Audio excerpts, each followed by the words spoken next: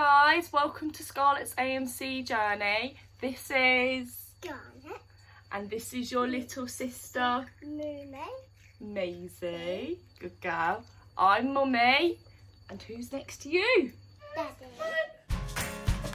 Oh, stand. Woo! Right, you ready? Ah! Today is Arthrogryposis Awareness Day.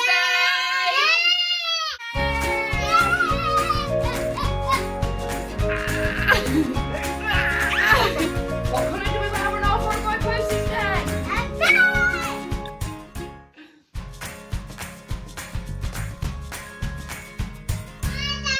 On the 30th of June every year we wear blue to celebrate Arthrogryposis Awareness Day.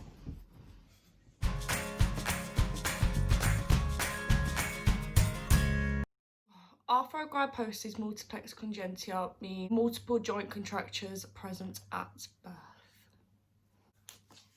A joint contracture is where the joints are stiff or stuck. Where does arthrogryposis affect you, Scarlett? In your Arms. and your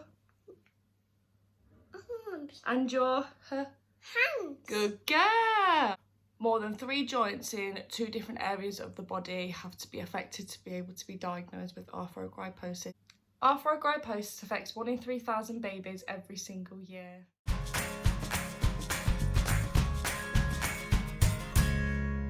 Commonly affected areas of arthrogryposis are Shoulders. Elbows. Fingers. Thumb. Right thumb. knees, Feet. Hips.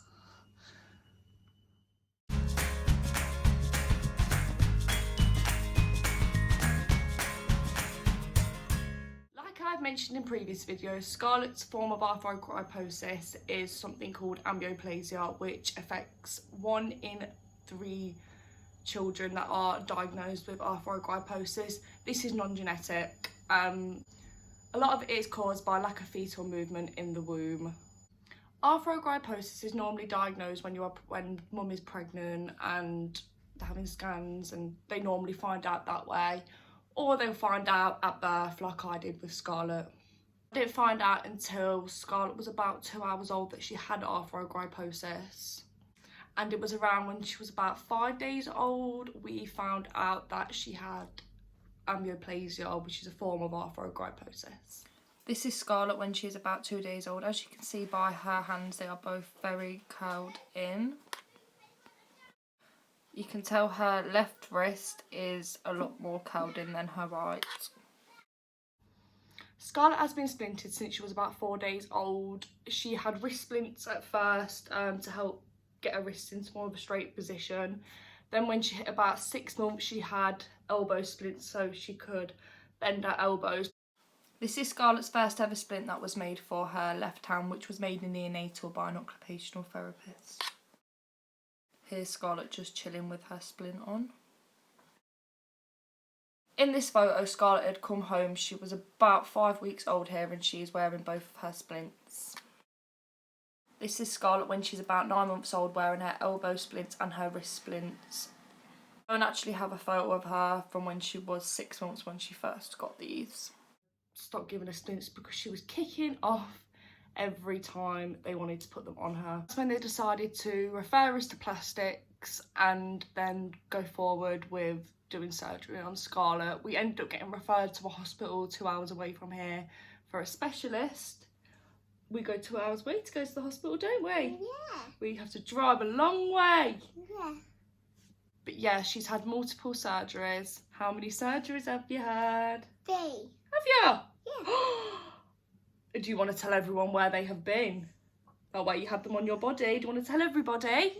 Yeah? Should we tell everyone? Before Scarlett had any surgery, she had to have an MRI scan to make sure they had the muscles she needed to have the surgery in her legs. Scarlett's first operation she had was on her left arm. For this, they take a muscle out of the top of the leg and put it into the bicep. Then they go into her chest and they take nerves out so they can connect the muscle up. Once the surgery has finished, they strap the arm up into a bending position and it has to stay like this for about 4 weeks. This surgery requires a stay in high dependency and a lot of fluid monitoring, and she has to sit in a really hot room to make sure the blood gets pumping and her muscle in her arm doesn't seize up. Because they had to go into Scarlett's leg, we wasn't sure if she was going to be able to walk straight away, but here she is walking 4 days after. Scarlett has had this surgery done both on her left and her right arm, and she's doing really well since the surgeries. This is the first scar on Scarlett's arm where they had cut in and went in. This kind of blends in really well as it's where her elbow crease would have been. Here is what the scarring looks like under her arm. And this is what it looks like where they went in her leg to get the muscle out. These leg and arm scars are the same on her right side as well. Here's where Scarlett had her wrist surgery. She was casted for about 4 weeks on this as well. For this surgery, they go into the wrist and the bone gets chopped into. Then it is pinned back. Scarlett's didn't get pinned, it actually got stitched as they couldn't pin it. Because Scarlett's wrist was stitched back, she didn't have to go back in for another surgery to have the pins taken out, so it was a good thing that I didn't get pinned in the end.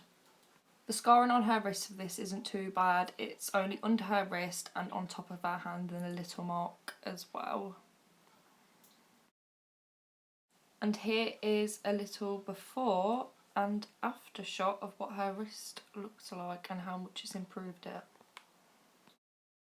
And this is the splint she now has to wear after her surgery on her wrist, but she's had to have a new one made as her old one was a little bit too small. Also, over the years, she's had a lot of occupational therapy and physiotherapy to help her do daily things like washing, dressing, even doing writing like holding a pen. To help us to raise awareness of arthrogryposis, please wear blue today. Share this video onto your social media so we can spread the word and raise awareness. If you're from the UK like we are, there is a charity called TAG, the Arthrogryposis group. They obviously support young children, older adults with arthrogryposis. They do little meetups where you will get to see other people with it so you don't feel alone, and they are brilliant, so go and check them out. Here is the Arthrogryposis Group UK website. You're not against the guys. Also, don't forget to follow our Instagram page. Scarlett's AMC Journey. Thanks for watching!